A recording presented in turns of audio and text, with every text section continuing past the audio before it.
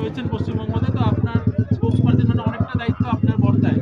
তো সেখানে দাঁড়িয়ে আপনার কি মনে হয় 2026 বিধানসভা ইলেকশনে কি ফলাফল হতে পারে? কেমন জায়গায় দেখছেন নিজের দলকে? पूर्व पश्चिम बंगाल के 9 कोटी आम जनता तृणमूल सरकार के 2011 থেকে আজকে 2026 চলতে চলেছে দেখে যাচ্ছে কি স্থিতি আছে সব আপনারা জানেন।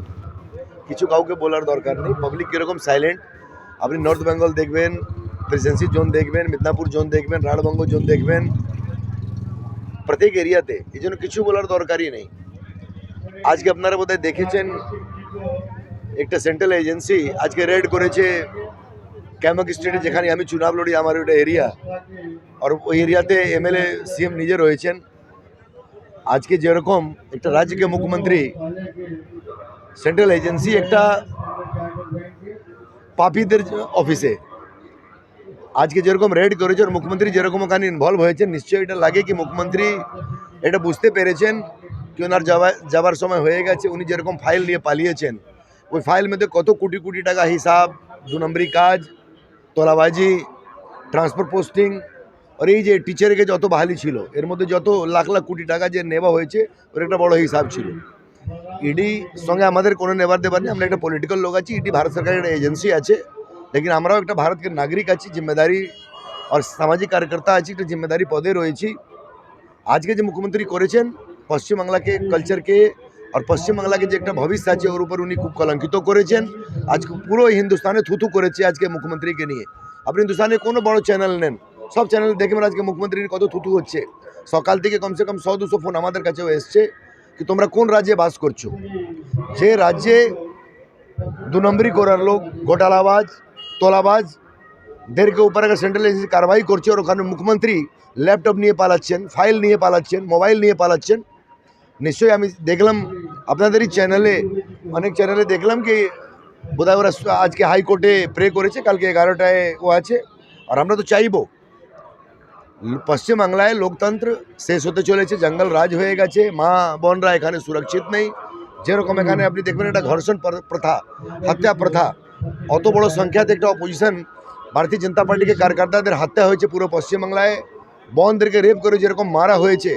और এখানকার ডিজিপি, কলকাতা পুলিশ के commissioner, Bidhannagar police commissioner, Howrah commissioner, Chuchura commissioner, Asansol commissioner, Siliguri commissioner, Barrackpore commissioner এরা আর plus DGP, ADG law and order, IG law and order যেরকম এরা চুপচাপ বসে রয়েছে, কিছু বলার দরকার নেই। মালদাতে যেরকম সনাতনী হিন্দুদেরকে উপরে, মুর্শিদাবাদে যেরকম মারা হলো, একটা মার্ক্সবাদী কমিউনিস্ট পার্টিকে সমর্থক ছিলেন, বাবা আর ছেলেকে যেরকম ওখানে আততায়ীরা, ওখানকার টেররিস্টরা এন্টি ন্যাশনাল ভারতে থেকে মমতা ব্যানার্জিকে সংরক্ষণে যেরকম ওখানে লোক থাকছে, একটা ধর্মের লোক যেরকম হিন্দুদেরকে মেরে মালদাতে পাঠিয়েছে, লোকের নৌকা নিয়ে নিয়ে, এটা এরকম তো 1947-এও হয়নি। এই সব এখানকার পশ্চিমবাংলাকে হিন্দুরা সব মনে রেখেছে। সময়কে ওয়েট করুন, মুখ্যমন্ত্রী ওনার ভাইপো, ওনার পার্টিকে লোক সব এটা বুঝতে পেরেছে কি আগামী সময় কী হতে চলেছে। চিন্তা নেই, এটা জানুয়ারি মাস, তখন এসআইআর के समय চলছে, 1 কোটিকে কাছাকাছি মোটামুটি পৌঁছে গেছে। 58 লাখ 58 লাখ তো অলরেডি কাটা হয়ে গেছে মারা সাহেবদের।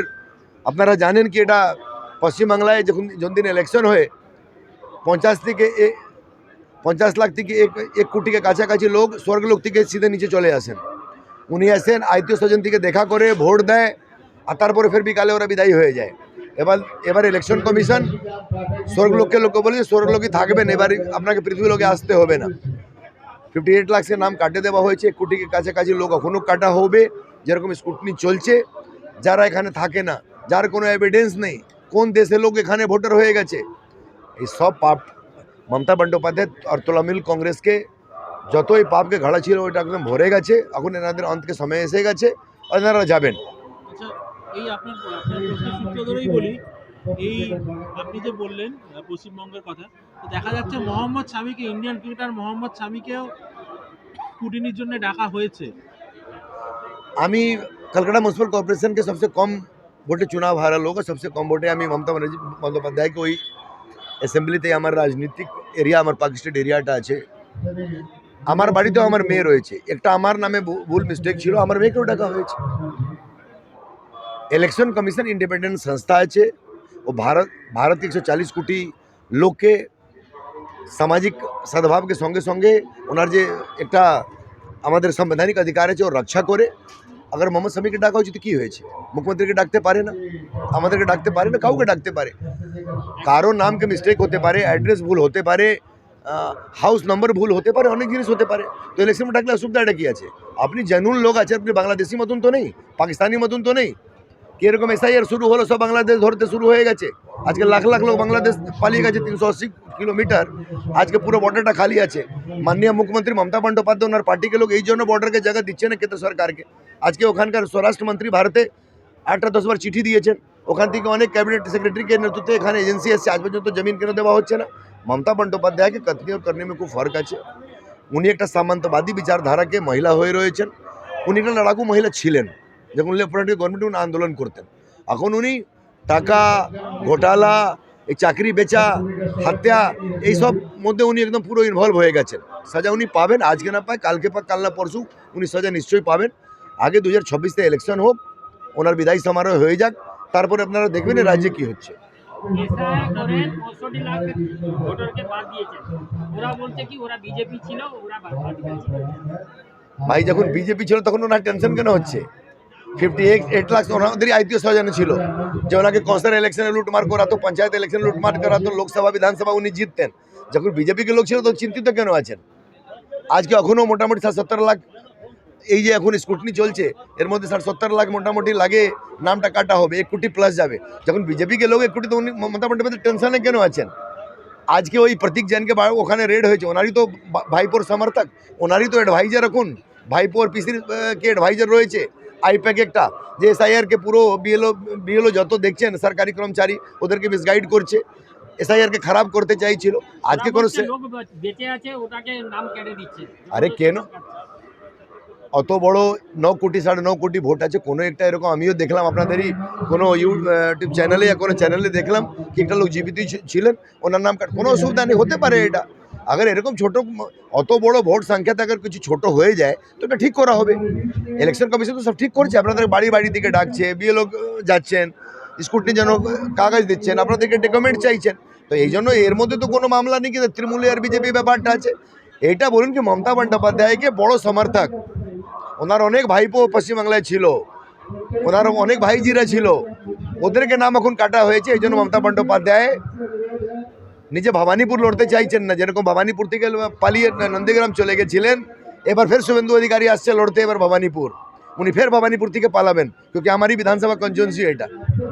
এই জন্য এটা দেখা যাবে, দুধকে দুধের পানিকে পানি সব হয়ে যাবে 1 মাস মধ্যেই। আজকে 8 তারিখ আছে, 8 ফেব্রুয়ারি পর্যন্ত দেখবেন পশ্চিমবাংলায় কী কী ঘটছে, কী কী হচ্ছে। এখন যা যে পার্টিকে মন্ত্রী, শিক্ষা মন্ত্রী জেলে, ট্রান্সপোর্ট মিনিস্টার জেলে, সাংসদ জেলে, অনেক সাংসদ এখনও ওনার জেলে ছিল, এমএলএ জেলে, আইপিএসরা জেলে, যে রাজ্যে এরকম হচ্ছে ওই রাজ্যকে কি আপনি বলবেন জঙ্গল রাজ থেকে বাজি রাজ হয়ে গেছে এখানে? সাধারণ সম্পাদক বলছে কি এরকম জেলে ঢুকিয়ে আমাদেরকে ভয় কে সাধারণ সম্পাদক? অভিষেক ব্যানার্জি। ওয়েট করুন, উনি যে বলেছেন ওর রেজাল্ট আপনি পেয়ে যাবেন তাড়াতাড়ি, সব দেখবেন আপনারা। পুরো পশ্চিমবাংলাকে লোক যে চাইছে ওটা তাড়াতাড়ি দেখবেন। পুরো পশ্চিমবাংলাকে নর্থ থেকে সাউথ থেকে রাঢ়বঙ্গ জোন, মিদনাপুর জোন থেকে নিয়ে আমার নবদ্বীপ জোনে যে জনতা পুরো পশ্চিমবাংলায় আমার বাঙালি সমুদায় চাইছে, ওটা খুব তাড়াতাড়ি দেখবেন। ইশারাতে আপনি বুঝতে পেরেছেন আমি কি বলতে চাইছি। আমাদের আজকে মুখ্যমন্ত্রী বলেছে ইডি সিবিআই দিয়ে ভয় দেখিয়ে আইপ্যাকের কাছে এসে আমাদের পার্সোনাল ভোটের আগে না না, মমতা বন্দ্যোপাধ্যায় এটা বলে আইপ্যাক কে? তৃণমূলে কি विंग या अभिषेक बाबू की कंपनी या ममता बंद्योपाध्याय कंपनी? ওর অফিসে সরকারি ফাইল কি করছিল আপনি একটু বলুন। আইপ্যাকে ওখানে ট্রান্সফার পোস্টিংয়ে ফাইল দেখা হয়েছে, ওখানে অনেক হিসাব কিতাব লেনদেন ছিল। কেন মমতা বন্দ্যোপাধ্যায় এরকম মেন্টালি ডিস্টার্ব হয়ে গেছেন?